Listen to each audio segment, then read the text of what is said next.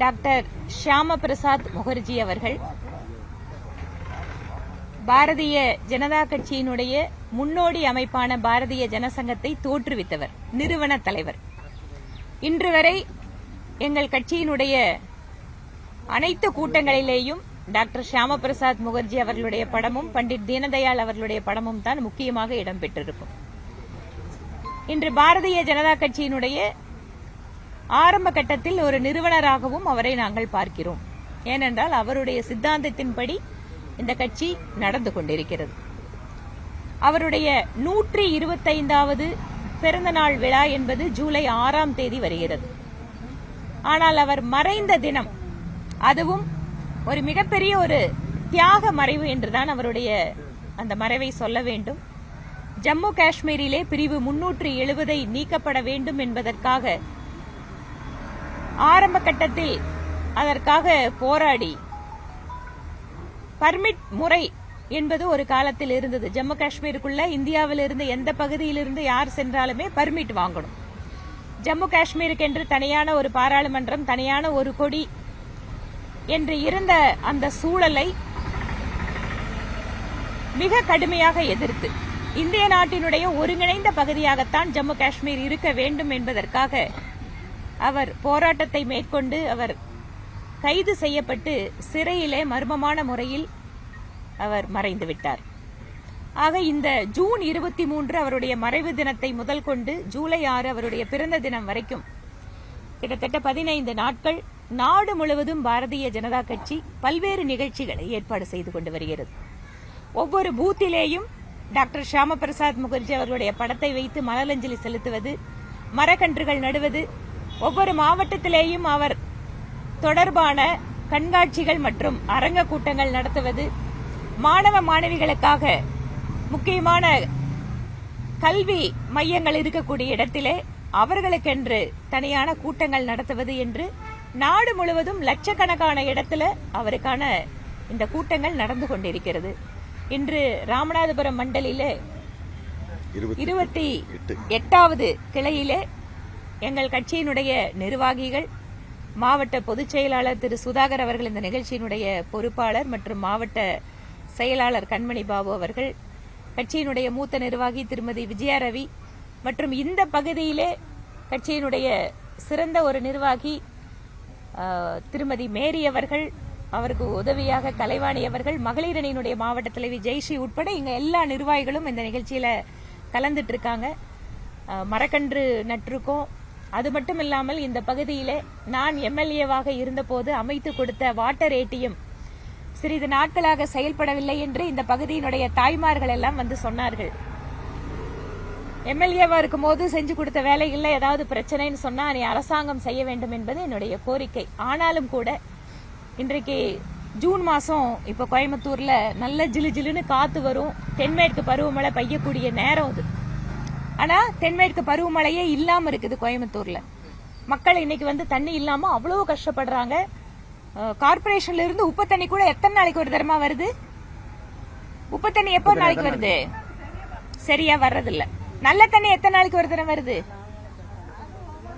4 நாளைக்கு வருது. உங்களுக்கு இங்க 10 நாளைக்கு ஒரு தடவை தான் குடிக்கிறதுக்கு தேவையான நல்ல தண்ணி கோயம்புத்தூர் கார்பரேஷன் கொடுத்துட்டு இருக்கு. இந்த வாட்டர் ஏடிஎம் போட்டதே இந்த பகுதி மக்களுடைய குடிநீர் பிரச்சனை தீர்க்கறதுக்காக தான். அதனால அந்த மிஷின்ல ஏதோ இஷ்யூ அப்படின்னாங்க, அதை நான் சரி பண்ணி கொடுக்கறேன்ட்டு ஒரு 2 நாள் அதுக்குள்ள அதை சரி பண்ணி கொடுக்கறேன்னு சொல்லி அவங்க அந்த மக்களையும் பார்த்திருக்கிறோம். இவை இல்லாமல் கட்சியினுடைய மற்ற நிகழ்ச்சிகள் எல்லாம் ரொம்ப சிறப்பாக நடந்து கொண்டிருக்கிறது. கட்சியில நீ பயிற்சி முகாம், வழக்கமா எங்களோட கட்சியில பயிற்சி முகாம் அப்படிங்கிறது கட்சியோட ஒரு முக்கியமான ஒரு நிகழ்வு. அது ஒவ்வொரு வருஷத்திலையும் கட்சியினுடைய நிர்வாகிகளுக்கு, காரியகர்த்தர்களுக்கு பயிற்சி முகாம் நடத்தி அவர்களுக்கு பல்வேறு விதமான திறமைகளை வளர்க்கறதுக்காக அந்த முகாம்களை தொடர்ச்சியா நடத்துறோம். இப்போ ஜூன் 23 இருந்து ஒவ்வொரு தொகுதியின் சார்பிலேயும் பயிற்சி முகாம்கள் தொடங்க இருக்கிறோம். தெற்கு தொகுதியிலையும் அது வந்து நடக்க போகுது. எல்லா தொகுதியிலையும் தான் நடக்குது. 234 தொகுதியிலையும் பயிற்சி முகாம் பிஜேபி ஆரம்பிக்க போகுது இன்னும் வரக்கூடிய ஒரு வார காலத்துல. சோ என்னோட தரப்புல இவ்வளவுதான் நான் தகவலை சொல்லணும். பாக்யராஜ் கொங்கு மண்டலத்தினுடைய மொழியை, சிறப்பை, இங்க இருக்கக்கூடிய பழக்க வழக்கங்களை எல்லாம் வந்து மிக ரொம்ப சக்சஸ்ஃபுல்லா திரைக்கதையில் வந்து கொண்டு வந்தவர். அதாவது நகைச்சுவையும் கதையும் மக்களுக்கு தேவையான சிந்தனையை ரொம்ப அழகா அற்புதமா கொடுத்து கொண்டிருக்கக்கூடிய ஒரு மிக பிரபலமான டைரக்டர். அதுலயும் நம்ம ஊர்ல இருந்து போய் ஒரு உச்சத்தை தொட்ட டைரக்டர் திருமதி பூர்ணிமா பாக்யராஜ் அவர்கள் என்னுடைய நெருங்கிய தோழி. அவருடைய மறைவு என்பது நிச்சயமாக ஒரு ஈடு செய்ய முடியாத ஒரு இழப்பு தான் தமிழ் திரையுலகத்துக்கு. தனக்கென்று ஒரு புதிய பாணியை உருவாக்கியவர். அவருடைய மறைவுக்கு நாங்க பாரதிய ஜனதா கட்சி சார்பில் எங்களோட அஞ்சலியை செலுத்தி இருக்கிறோம். அவருடைய குடும்பத்திற்கும் உறவினர்களுக்கும் நண்பர்களுக்கும் எங்கள் ஆழ்ந்த இரங்கல்கள். தமிழக அரசு டெல்லி பிரதிநிதியா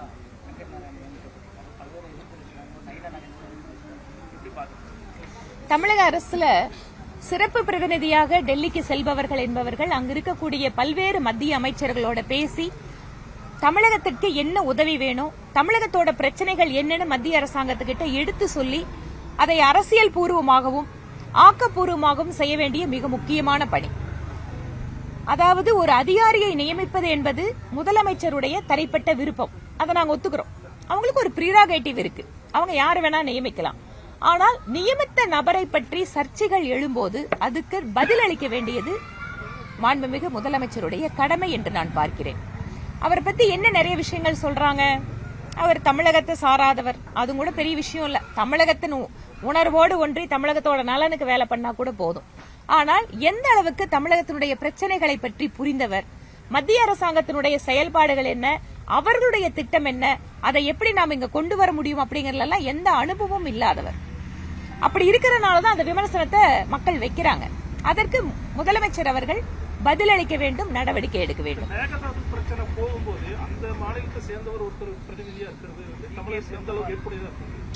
அதாவது மாநிலத்துல நீங்க வந்து கர்நாடக மாநிலத்துல இன்று தமிழக அரசில் அங்கம் வகிக்கின்ற காங்கிரஸ் கட்சியினுடைய முதலமைச்சர் தான் இருக்கார். அங்க கோயில்களுக்கெல்லாம் செல்லக்கூடிய நம்முடைய முதலமைச்சர் அவர்கள் இந்த பிரச்சனைக்காக நேரடியாக கர்நாடக முதலமைச்சரை சந்தித்து பேச வேண்டும். ஏனென்றால் எந்த காரணத்தை கொண்டும் மத்திய அரசாங்கம் இதில் உறுதியாக இருக்கிறது. மேகதாது அணை பிரச்சனையை பொறுத்தவரைக்கும் தமிழகத்தினுடைய அனுமதி இல்லாமல் கட்டக்கூடாது என்பதுதான் மத்திய அரசாங்கத்தினுடைய நிலைப்பாடு. அதை ஒரு காங்கிரஸ் கட்சியினுடைய முதலமைச்சர் மீறுகிறார் என்றால் இங்கிருக்கக்கூடிய அரசாங்கத்தினுடைய ஒரு கூட்டணி கட்சியினுடைய தலைவர் என்கின்ற முறையிலே நிச்சயமாக முதலமைச்சர் பிரச்சனைக்கு தீர்வு காண முடியும். ஏனென்றால் இது மத்திய அரசாங்கத்தினுடைய பிரச்சனை அல்ல, இது கர்நாடக மாநிலம் அந்த முதலமைச்சர் ஏற்படுத்துகின்ற பிரச்சனை. அதனால் தங்களுடைய கூட்டணி மற்றும் நல்லெண்ணத்தின் அடிப்படையில் இந்த பிரச்சனையை சுமூகமாக தீர்ப்பதற்கு முதலமைச்சருக்கு வாய்ப்பு இருக்கிறது. அதை பயன்படுத்த வேண்டும் என்பது எங்கள் கோரிக்கை.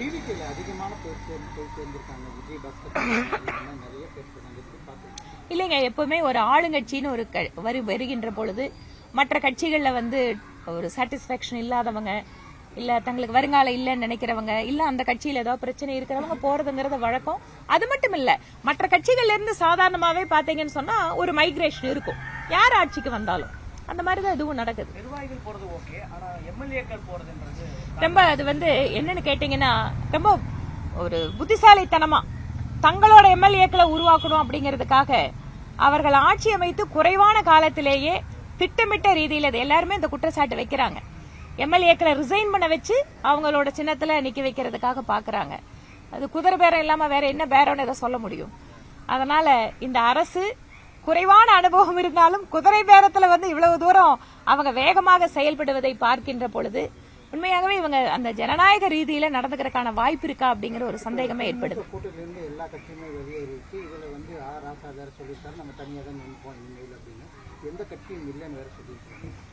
ஒவ்வொரு கட்சியும் கூட்டணி தொடர்பான முடிவுகளை எடுக்கலாம். 10 வருஷத்திற்கு மேலாக மாநிலத்தோட முதலமைச்சராக இருந்த முன்னாள் முதலமைச்சர் திரு மு.க. ஸ்டாலின் அவர்கள் ஒவ்வொரு முறையும் பெருமையாக பேசுவார். எங்கள் கூட்டணியில் இருப்பது கொள்கை கூட்டணி, மிக நீண்ட காலம் இருக்கின்ற கூட்டணி அப்படிங்கறத ரொம்ப ஸ்ட்ராங்கா பேசிட்டு இருந்தார். இன்னைக்கு ஆட்சி அதிகாரம் அங்க இல்ல அப்படின்னு உடனே அப்படியே வந்து பொலன்னு விழுந்த மாதிரி அவங்க எல்லாம் அந்த கான்ட்ராக்ட்ல எடுத்து அவங்க கவர்மெண்ட் பில்டிங் கட்டும் போதெல்லாம் எப்படி உதுந்துதோ தவிர அந்த மாதிரி கூட்டணியே இப்ப வந்து செதறி போய் கிடக்குது. அப்ப எது அவர்கள் கொள்கை அப்படின்னு அவங்க எடுத்து வச்சிருந்தாங்களோ அது இன்னைக்கு அப்ப இல்லன்னு ஆகுதா, இல்ல அவரோட தலைமை மேல நம்பிக்கை இல்லையா, எதற்காக இந்த மாற்றம் நடக்கிறது என்பதை திமுக யோசிக்க வேண்டும். தேசிய ஜனநாயக கூட்டணி அப்படியே அடுத்த தேர்தல் வரைக்கும் நிலையா இருக்குமா? தேசிய ஜனநாயக கூட்டணி தேர்தல் வருகின்ற பொழுது உங்களுக்கு வந்து எத்தனை பேர் இருப்பாங்க என்னங்கிறது தெரியும்.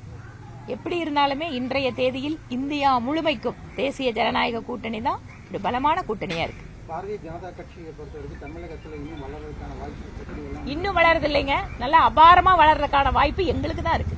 நீங்க எல்லா அரசியல் கட்சிகளையும் பாருங்க, கம்பேர் பண்ணும்போது நாங்க இன்னைக்கு வேணா சின்ன கட்சியா இருக்கலாம், ஆனால் வருங்காலம் என்பது பாரதிய ஜனதா கட்சிக்கு தான் இருக்க போகுது. அதுல எந்த மாற்றமும் கிடையாது. கொள்கை ரீதியாக தேசிய சிந்தனையோடு அனைத்து மக்களுக்குமான குரலாக ஒலிப்பதற்கு இருக்கின்ற வாய்ப்பு இருக்கின்ற ஒரே கட்சியாக பிஜேபி தான் இருக்க போகுது.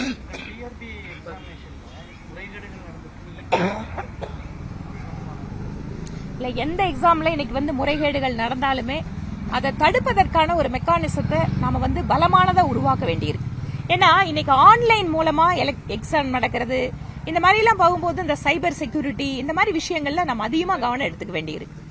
ஆனா நம்ம அரசாங்கம் இப்பதான் அந்த டிஜிட்டல் இருந்து நம்ம முன்னோக்கி போயிட்டே இருக்கோம். இதுல வரக்கூடிய சேலஞ்சஸை நம்ம சரி பண்ணி தான் ஆகணும். ஏன்னா ஒரு எக்ஸாமுக்கு வந்து அதிகமா தயார் பண்ணி படிச்சுட்டு அந்த எக்ஸாம் இல்லைங்கும் போது நாளைக்கு அது எவ்வளவு பெரிய மன உளைச்சலை கொடுக்கும். அதனால இனிமேல் பாடத்திட்டங்களை வகுப்பதிலாகட்டும், கேள்வித்தாள் தயாரிப்பிலாகட்டும், அது ஆன்லைன் மூலமா எடுத்துட்டு போறல இதுவெல்லாம் இருக்கும்போது கூடுதல் முக்கியத்துவம் அதனுடைய பாதுகாப்பான விஷயத்துக்கும் கொடுத்து ஆகணும். அண்ணாமலையுடைய புதிய அமைப்பு பாஜக நிறைய பேர் அங்க போயிருக்காங்க. இங்க மாவட்ட தலைவர்கள் கூட சிலர் போயிருக்காங்க. எத்தனை மாவட்ட தலைவர் போயிருக்காங்க? முன்னாள் மாவட்ட தலைவர்கள். எத்தனை தலைவர்கள்? தெற்கு மாவட்டத்தில் அப்புறம் முன்னாள் மாவட்ட தலைவர். அப்புறம் ஒரு அமைப்பு அன்பு சகோதரர் திரு அண்ணாமலை அவர்கள் ஆரம்பிச்சிருக்காரு. அது வந்து இன்னைக்கு ஒரு இயக்கமா இருக்கு. இங்க இருக்கும் கூட நிறைய பேர் அந்த இயக்கத்துல பதிவு பண்ணி இருக்காங்க. அதுக்கப்புறம் கட்சியினுடைய மாநில தலைவர் திரு நயினா நாகேந்திரன் அது தொடர்பான விளக்கம் கொடுத்ததுக்கு அப்புறம் நிறைய பேர் வந்து எங்களது கேன்சல் பண்ணுங்கிறது மெயில் அனுப்பிச்சு ரிப்ளை எல்லாம் வாங்கிட்டு எல்லாம் வந்திருக்காங்க. அதனால அமைப்பு அது எப்படி செயல்படுது என்னங்கறத பார்ப்போம்.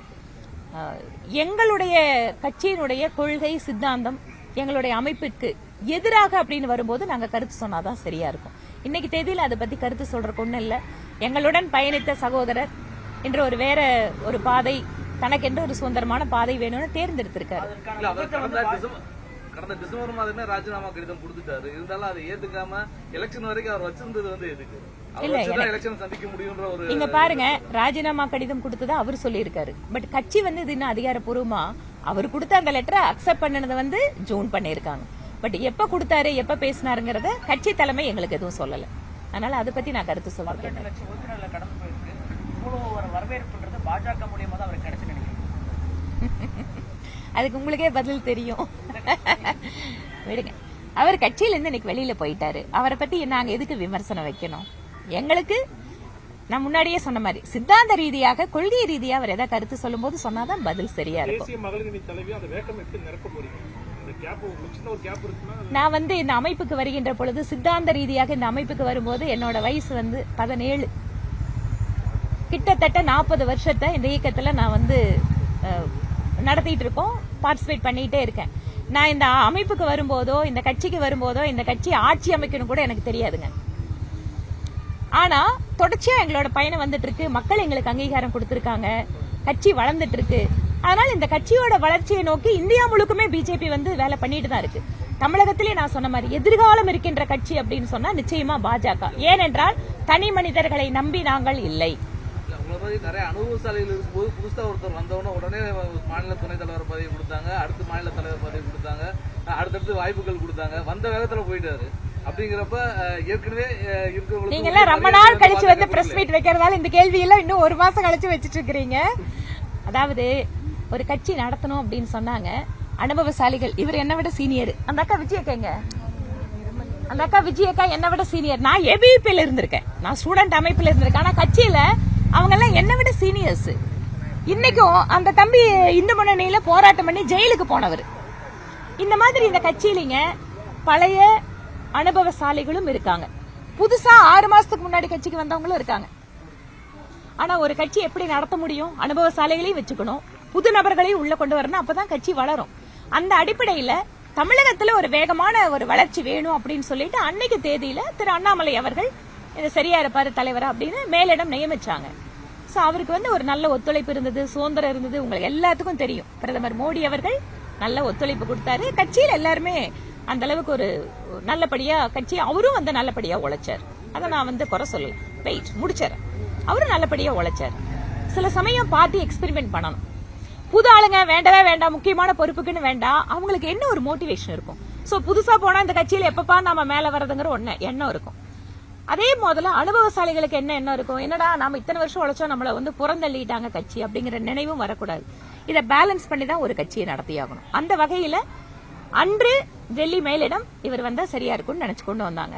அன்பார்ச்சுனேட்லி அவர் இன்னைக்கு இல்ல. அது ஃபெயிலியர் சம்டைம்ஸ். அது நான் உங்களோட முடிவுகளுக்கு விட்டுறேன். அது அவரோட தனிப்பட்ட முறை இல்லைங்க. எப்படி இருந்தாலுமே ஒரு தலைவருக்கு 6 வருஷத்துக்கு மேல எங்களோட பைலால இடம் கிடையாது. யாருக்குமே பர்மனண்டா தலைவர் கொடுக்க முடியாது, அது எல்லாத்துக்கும் தெரியும். ஆனா எதனால இந்த கட்சியோட பைலாவே அதுதான். 6 வருஷத்துக்கு மேல ஒரு இடத்துல மாநில தலைவர் மட்டும் இல்ல, மாவட்ட தலைவர் இருக்க முடியாது, மண்டல தலைவர் இருக்க முடியாது. இதுதான் கட்சியோட ஃபார்முலா. பட் ஆனாலும் நீங்க பாருங்க, முன்னாள் தலைவர்கள் எத்தனை பேர் நேரம் கொடுக்கறாங்க, இன்னும் உழைக்கிறாங்க. எங்கேயுமே ஒரு வித்தியாசமே கிடையாது. நான் நாளைக்கு தேசிய மகளிர் அணி தலைவரை அடுத்த மாசம் மாத்துவாங்க. ஆனா அதுக்கப்புறம் கட்சி என்ன பொறுப்பு கொடுக்குதோ அதுல நான் தொடர்ச்சியா உழைச்சுதான் ஆகணும். தமிழ்நாட்டுக்கு என்னோட பங்களிப்பு கொடுக்கணுமா, கொடுத்துதான் ஆகணும். இந்த அடிப்படையில தான் இந்த கட்சி இத்தனை வருஷமா போயிட்டு இருக்குதுங்க. இத்தனை ஆட்சியும் இத்தனை மாநிலத்திலும் ஆட்சிக்கும் வந்திருக்கும். அதனால எங்களோட ஃபார்முலாங்கிறது it is a tested formula. தேசிய மகளிர் அணி தலைவர் பொறுப்பு முடியுது அப்படின்னா அடுத்து மத்திய அமைச்சரை எதிர்பார்க்கலாமா? இந்த கேள்விகளுக்கெல்லாம் நான் பதில் சொல்லல. கட்சி என்ன வேலை கொடுக்குதோ, நீ போய் ஒரு மண்டல வேலை செய்யினாலும் அந்த மனநிலையோட தான் நான் இருக்கேன். ஏனென்றால் எப்போதும் நான் அந்த விஷயத்தை எதிர்பார்த்தது இல்ல. சொல்லுங்க அருணே, ரொம்ப நேரமா துடிச்சிட்டு இருக்கிறீங்க, சொல்லுங்க. தமிழக சட்டமன்றமா இல்ல சினிமா தியேட்டரான்னு தெரியாத அளவுக்கு அது என்னன்னு கேட்டா, மக்கள் அந்த சினிமா பிரபலம், சினிமாவில் அவர் பேசின வசனங்கள், தொடர்ச்சியா அவர் வெளியிட்ட படங்கள்ல சொன்ன விஷயங்கள், தமிழ்நாட்டுக்கு இது ஒண்ணு புதுசு இல்ல. தமிழ்நாட்டுல எப்பவுமே சினிமாங்கிறது ஒரு பெரிய இம்பாக்ட் கொடுக்கக்கூடிய இடம் தான். அதனால அந்த தொடர்ச்சி அங்கேயும் தானே இருக்கும். ஒரு நாள் நீங்க எப்படி எல்லாத்தையும் மாத்த முடியும்? அதனால கொஞ்ச நாளைக்கு சட்டமன்றம் கொஞ்சம் சினிமா மாதிரியான வசனங்கள் மாண்புக்கு உட்பட்டதானா, சட்டமன்ற மாண்புக்கு உட்பட்டதானா? அந்த மாதிரி இதுக்கு முன்னாடி அந்த மாதிரி ஆக்ஷன்ஸ் எல்லாம் பார்த்தது இல்ல சட்டமன்றம். நீங்க முதல் நாள் சபாநாயகர் அந்த மாதிரி எதுவும் செய்யக்கூடாதுன்னு சொல்லி ஒரு அறிவுறுத்தல் கொடுக்குறாரு. அடுத்த நாள் விஜய்க்கு மட்டும், முதல்வர் விஜய்க்கு மட்டும் அனுமதி கொடுக்குறாரு. அடுத்தடுத்த சம்பவங்கள் எப்படி இதை முன்னுதாரணமா வச்சு ஒவ்வொருத்தரும் ஒரு சைகை காட்டுறதுக்கு வாய்ப்பு இருக்குல்ல, கேட்கலாம்ல, பர்மிஷன் கேட்கறதுக்கு வாய்ப்பு இருக்கு. அது சட்டமன்ற யார் வேணாலும் உள்ள இருக்கக்கூடிய சட்டமன்ற உறுப்பினர்கள் சபாநாயகருக்கு இது தொடர்பா புகார் தெரிவிக்கலாங்க. இதே போல முன்னாள் இருந்த அப்பாவும் இதே வேலையெல்லாம் பண்ணிருக்காங்க. என்ன வேலை பண்ணாரு? என்ன கொடுமைனா, இன்னைக்கு நிறைய விஷயங்கள் வருது. சுப்ரீம் கோர்ட்ல ஹைகோர்ட்ல ஒரு ஜட்ஜ்மெண்ட் கொடுத்திருக்காங்க. ஹிந்து மதத்திலிருந்து மதம் மாறிய பட்டியலினத்தை சார்ந்தவர்கள் ஹிந்து மதத்தில் இருந்த சலுகையை அனுபவிக்க கூடாது அப்படிங்கறத நீதிமன்றம் தீர்ப்பு கொடுத்திருக்கு. தமிழகத்தினுடைய முன்னாள் முதலமைச்சர் திரு மு க ஸ்டாலின் அவர்கள் 110 விதியின் கிளை என்னவோ, எனக்கு அது சரியா அந்த தீர்மானம் ஞாபகம் இல்ல, அந்த தீர்மானத்தை கொண்டு வரும்போது நான் இதே கேள்விதான் கேட்டேன். தீண்டாமை இல்லை என்று இன்னொரு மதத்திற்கு மாறியவர்கள் எதற்காக தங்களுடைய பழைய மதத்தில் இருக்கக்கூடிய சலுகைகளை அவர்கள் கேட்கிறார்கள்? அப்படின்னா 2 விஷயம். ஒன்று, புதிதாக மதம் மாறிய அந்த மதத்திலே தீண்டாமை இருக்கிறது என்பதை ஒப்புக்கொள்கிறார்கள், அதனாலதான் எனக்கு சலுகை வேணும்னு கேட்கிறாங்க. 2வது, இந்து மதத்திலிருந்து அங்க போனாலும் சலுகை இல்ல அப்படின்னு சொன்னா அங்கேயும் தீண்டாமை இருக்குன்னா அப்ப எதுக்கு அவங்களை மதம் மாத்துறீங்க? ஆனால் இந்த விஷயத்தை நான் அசம்பிளியில பேசணும்னு, தீண்டாமைங்கிற வார்த்தையெல்லாம் நீங்க எப்படி அசம்பிளிக்குள்ள பயன்படுத்துவீங்க, நாங்க நீக்கிறோம்னு நீக்கிட்டாங்க. ஆனா இன்னைக்கு அது நீதிமன்றத்தோட ஒரு தீர்ப்பா வந்திருக்கு. இந்த மாதிரி கடைசி 2 வருஷம் நான் பேசின எந்த வீடியோவும் வெளியில விடலைங்க. அது மட்டும் இல்ல, நல்லா பேச வச்சுட்டு அதுக்கப்புறம் அவை குறிப்புல இருந்து நீக்கிடுவாரு. சரி, அது ஒரு அனுபவம், ஒரு எதிர்கட்சி எம்எல்ஏவா எனக்கு கிடைச்ச அனுபவமா நான் பாத்துக்கிறேன். இப்ப நேரல முழுமையா போகலீங்க. இங்க பாருங்க, இந்த கவர்மெண்ட் பதவியேற்பு விழாவப்ப என்ன சொன்னாங்க, நாங்க முழுமையா நேரல பண்ணுவோம் நாங்க. ஆனா ஃபர்ஸ்ட் கூட்டத்தொடர்லயே நேரலையே கட் பண்ணிட்டாங்க. பதிலுரை போடுவாங்க எப்பவுமேங்க, அசம்பிளியில பதிலுரை அமைச்சர்கள் உரையை முழுமையா கொடுப்பாங்க. எதிர்கட்சிக்காரங்க ஏதாவது பேசினா கட் பண்ணிடுறது. இது தொடர்ச்சியான ஒரு மரபா இருக்குது. நாங்க மாற்றோம் ஆட்சிக்கு வந்த இவராவது ஏதாவது மாற்றமா வெளிப்படைத்தன்மையோட நேரலை கொடுப்பாருன்னு பார்த்தா இவங்களும் கட் பண்ணி தான் கொடுக்கறாங்க. அதிமுக உறவு எப்படி இருக்கு? பாஜக எந்த பிரச்சனையும் இல்லாம இருக்கு. திமுக வந்து பாஜக கூட்டணி வருவதற்கான வாய்ப்புகள் இருக்கு. இதெல்லாம் டைம் இருக்குங்க, அதெல்லாம் அப்புறம் பாத்துக்கலாம். தாவேகா அமைச்சர்களோட நடவடிக்கைகளை எப்படி பாக்குறீங்க? ஒரு சில அமைச்சர்கள் நல்லா பண்றாங்க. சமீபத்துல கூட ஒரு அமைச்சர் வந்து போதைப் பொருள் பயன்படுத்தினது நானும் பார்த்தேன். வந்து அதையும் அவர் விளக்கம் கொடுத்தாரு. குழந்தைக்கு கொடுக்கறதுக்கு தான் மெடிசன் ரெடி பண்ணி பக்கத்துல அந்த வீடியோல குழந்தை எதுவும் இந்த மாதிரி தெரியல. நானும் பார்த்தேன். அத என்ன பண்றது, எல்லாம் பாவம் புதுசுங்க, முதல் முறை அமைச்சர் ஆயிருக்காங்க. ஏற்றுக்கொள்றதால உண்மை என்னங்கிறது நம்மளுக்கு தெரியாது. ஒண்ணு அவர் வந்து இப்ப நிறைய பேர் கேக்குறாங்க, அமைச்சர் வந்து போதைப் பொருள் பயன்படுத்தலன்னு அவர் வந்து மெடிக்கல் டெஸ்ட் எடுப்பாரான்னு கேக்குறாங்க. அது ப்ரூவ் பண்ண வேண்டியது அவங்களோட உண்மை தன்மையை நிரூபிக்க வேண்டியது அவங்களோட பொறுப்பு. ரெண்டாவது, ஒரு சில அமைச்சர்கள் நல்லா வேலை செய்யறாங்க, அவங்க நல்லா வைப்ரண்டா இருக்காங்க. பொறுப்பு அமைச்சரா தெரியலப்பா, கொஞ்ச நாள் தான் ஆகுது, பாப்போம். அவருக்கும் டைம் கொடுக்கணும் இல்லைங்க, பாப்போம். இந்த அறநிலைத்துறை அமைச்சர் வந்து நிறைய அவர் வந்து கோயில்களுக்கு போறது, நேரடியா விசிட் பண்றது, மக்களோட சந்திக்கிறதெல்லாம் நல்லா தான் பண்ணிட்டு இருக்காரு. அதே போல கோயில் வந்து வரக்கூடிய வருமானத்தை எல்லாம் நாங்க கோயில் பக்தர்களுக்காக பயன்படுத்துவோம்னு சொல்லியிருக்காங்க. அது வரவேற்க தகுந்த முடிவு தான். அதனால இந்த மாதிரி விஷயங்கள் எல்லாமே கொஞ்சம் நல்லா தான் நடக்குது. இனிமேல் தான் ஒவ்வொன்னா வரும். பாவம் எல்லாம் எங்கெங்கயோ மூலையில ஏதோ பண்ணிட்டு இருந்தாங்க, இப்பதான் நீங்க எல்லாம் வெளிச்சம் போட்டு எல்லாம் காட்டிருக்கீங்க. தப்பு செஞ்சா யாரா இருந்தாலும் நடவடிக்கை எடுத்துதானுங்க ஆகணும். தப்பு செய்யற யாரையும் விடக்கூடாதுங்க. நீங்க எல்லாம் ஏர்போர்ட் போகணும்னு சொல்லிட்டு 1/2 மணி நேரம் குறைஞ்சு. தமிழக வெற்றி கழகம் ஜெயிச்சது இன்னும் ஜீர்ணிக்கவே முடியல நிறைய பேருக்கு. இன்னும் யார் முதலமைச்சர்னு தெரியாம அப்படி எல்லாம் சொல்லாதீங்க. முதலமைச்சர் தெரியாம தான் ஓட்டு போட்டாங்களா? அப்படி இல்ல, எங்கிட்டவே சொன்னாங்களே. இங்க இப்ப தெற்கு தொகுதியில கூட சொன்னாங்க, அக்கா நீங்க இல்லன்னு சொன்னா நாங்க விசிறோம். நாங்க யாருன்னு அதெல்லாம் எங்களுக்கு தெரியுங்கிறாங்க. சரி, ஓகே, மக்கள் எனக்கு ஆதரவு கொடுத்திருக்காங்க, அதை நாங்க ஏத்துக்கிறோம். ஜனநாயகத்தில் இதெல்லாம் நடக்கதான் செய்யும். பார்ட்டி ஃபண்ட் வந்து தமிழகத்தோட முதலமைச்சர் சொன்னாரு, நாங்க பார்ட்டி ஃபண்ட் கேட்க மாட்டோம். நல்ல விஷயம், வரவேற்கிறோம். ஏன்னா நிறைய இடங்கள்ல கார்பரேஷன்ல வந்துட்டு இங்க வந்து வேலைங்களை கொடுக்கும்போது ஒரு சிலர் வந்து எங்களுக்கு வேலையே வேண்டாம்னு ஓடினாங்க. ஏங்கன்னு கேட்டா, எங்களால கார்பரேஷனை சமாளிக்க முடியலீங்க, அவங்க கேட்கிற காசு கொடுக்க முடியலன்னாங்க. ரொம்ப திமுக ஆட்சியில இந்த லஞ்சம் அப்படிங்கறது கடுமையான ஒரு வெறுப்பை சம்பாதிச்சாங்க. இன்னைக்கு அவங்க வீட்டுக்கு போறதுக்கு இதெல்லாம் ஒரு முக்கியமான காரணம். ஆனா இந்த வந்திருக்கிற கவர்மெண்ட் அந்த மாதிரி இருக்காதுன்னு சொல்றாங்க. நம்ம இனிமேல் நடக்கக்கூடியதை வச்சுதான் அதை சொல்ல முடியும். நன்றிங்க. இது அதாவது வெள்ளை அறிக்கை கொடுக்கறதோட நிறுத்தக்கூடாது, அதுக்கான ஆல்டர்னேட்டிவ் என்னன்னா அவங்க அப்படி சொன்னாதான் அது முழுமையா இருக்கும். அரசாங்கமே அதுக்கு தனியா ஒரு கமிட்டியை போட்டு தப்பு செய்யறவங்கள அரெஸ்டும் பண்ணியாச்சு. யார் தப்பு செய்தாலும் பிரதமர் மோடி அவர்கள் விடமாட்டார். அதுல மக்கள் நம்பிக்கையா இருக்கலாம். தவறு செய்தவர்கள் யாராக இருந்தாலும், எவ்வளவு நெருக்கமா இருந்தாலும் அவங்க மேல நடவடிக்கை எடுக்கப்படும். நன்றி. இல்ல, எனக்கு தெரிஞ்சு இல்ல. இல்ல.